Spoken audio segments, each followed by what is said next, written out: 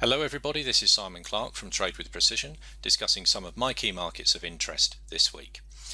Now the first market I want to take a look at here is the dollar yen. We spoke about dollar yen a couple of weeks ago. Back then the market was back here towards this sort of 111 area, and what I was looking for was continued lower prices. I was looking for the market to continue lower, down past its previous low, possibly with an ultimate sort of target area of the sort of parity level of that 100 point area. Now the market's already had some reasonable moves over the past sort of couple of weeks, so the question is, what now for dollar yen? Well, if we look at things on a fundamental basis, any weakness in the US dollar is going to be supportive of the dollar yen moving in that direction. And look, considering the relatively weak US economic data that's been coming out over the past few weeks, it's sort of fairly hard to expect that it's a right environment for the US to start increasing interest rates.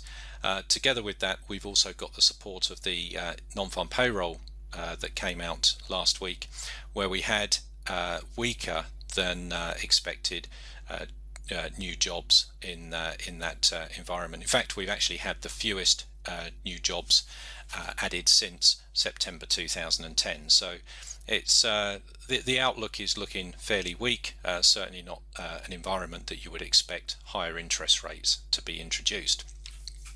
So that's all supportive of dollar yen declining. If we also then start to consider what other news potentially could be affecting this market, it comes down to the Bank of Japan. Now, of course, the Bank of Japan, they've got their policy meetings this week, and they're sort of coming out around Thursday.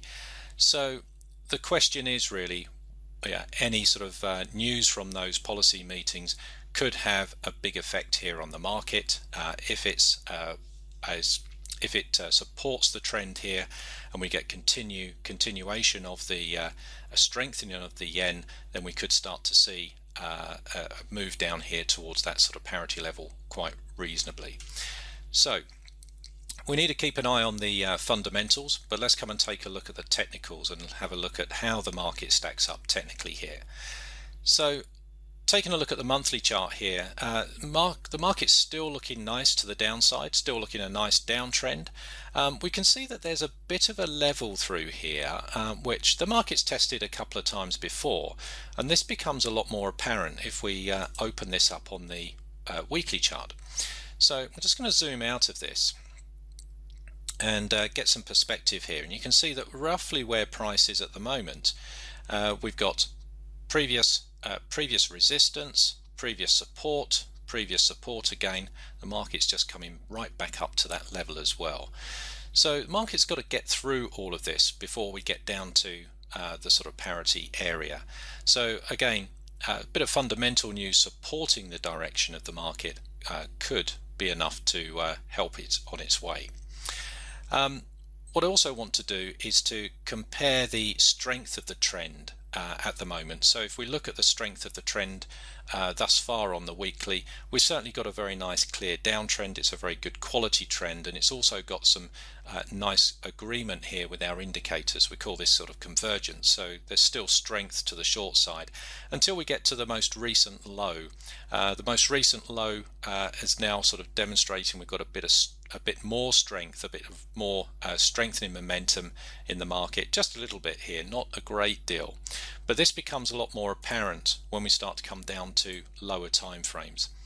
If we come down to the daily chart, we can start to see that there's a bit of divergence coming in here in the markets, not again too much on the daily, but it becomes a lot more apparent when we start to take a look at the 4-hour chart.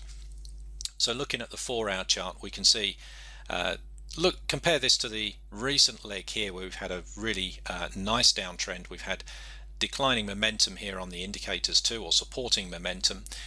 We've now had sort of flattening of the market here on the 4-hour, and we've had rising momentum with our indicators. So again, just indicating that we might expect a bit more of a sideways action, a bit more of maybe a pause in the market before we get that move towards the short side. So for dollar yen, what I'm looking for here again is looking for a bit of a consolidation around the current area where it is, looking at those sort of fundamentals coming out that may well support the move, and then if we get that, I'll be looking for a sort of trading opportunities back down here towards the parity level. Okay, so the next market I want to take a look at here is silver. Now silver is very correlated to a lot of the metal markets, and when I look at silver I always look at gold as well, and both of these sort of commodities are looking rather similar in direction. If we look at gold quickly here, we can see that recently prices have been rising in gold, but the reason I like this silver is because the trend structure is a lot cleaner in silver at the moment. So let's come back to sort of silver, and the reason I'm like this market is because, you know, out of, like I say, out of the metals, this one's got the sort of cleanest chart structure, and when they move, they really can move. At the moment, we've got the market here on the monthly chart starting to sort of bottom out, and we've started to get some real bullish action starting to come in here. We can see that we've had a very big green candle here where the market's risen in prices. We've then had a retracement with it, and now current month we're just taking that retracement right the way back off the table again, and it's rising back up again. So this again is supported by rising momentum in our indicators as well. So this is just sort of evident here of bullish price action. If we come across to the weekly chart here, I'm just going to move up the weekly chart. You can see that the weekly here, through this sort of period of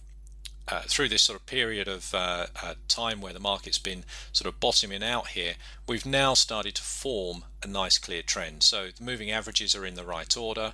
We've got convergence here on our indicators. We've got agreement. We've got a lovely series here of higher highs, higher lows as well. And each time the market comes back into the zone, finds new momentum and moves on again. It's just come back into the zone and it's moving on again. So again, silver market looking much cleaner and also looking very bullish. From a fundamental perspective, all of the metals tend to be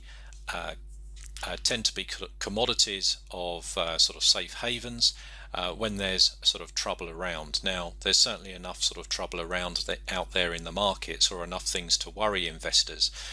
We've got the potential of stagnating of US interest rates, or not necessarily stagnating, but not rising this month of interest rates. We've also got things like the European Brexit going on as well, and the implications of what that could have on the euro and on the European Union. So there's certainly enough things out there to worry investors. So money coming into the metals, does seem supportive from a fundamental perspective, and certainly we've got a nice uptrend forming here too. So if we look at the basics here of trend analysis, what we're expecting here is each time the market comes back in, makes a new low, we're expecting a new high. We've got the new low here, this is a higher low, we're expecting a new high again. Looking at the market here, I think we've could at least see a move up here towards the 18,000 area up here, this $18 level. Reason being, it's the previous high, and if I mark a level in here,